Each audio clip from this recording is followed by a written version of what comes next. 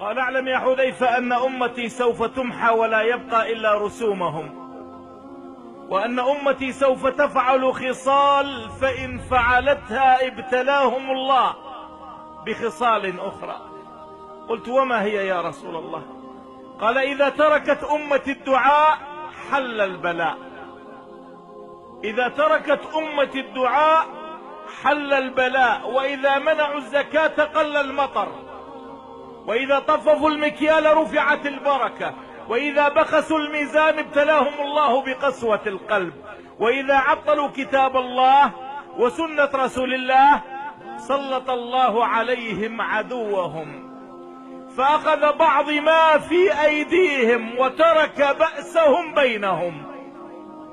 وإذا منعوا الصلاة ابتلاهم الله بصعوبة الموت، وإذا خلطوا البر بالشعير والحذق بالتمر ابتلاهم الله بموت الفجاءة.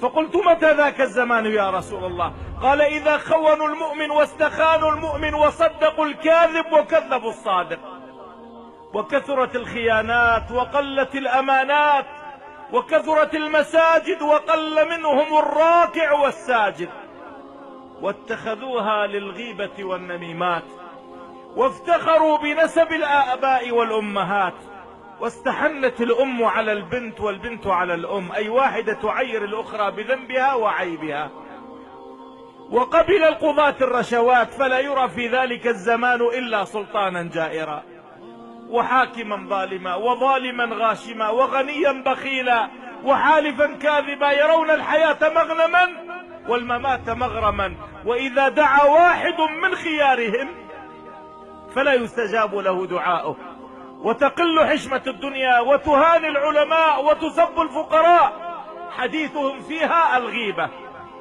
وفاكهتهم فيها النميمة، فجرتهم عندهم أحلى من العسل، أي ذنوبهم أحلى من العسل، وفعالهم أمر من الحنظل، أي حسناتهم أمر من الحنظل. إذا رأوا حقا تركوه، وإذا رأوا باطلا اتبعوه. يرى فيهم السلطان كالأسد، والوالي كالذئب، والعوان كالكلب أجلكم الله، والمنافق كالثعبان، والمؤمن كالشاة الضعيفة.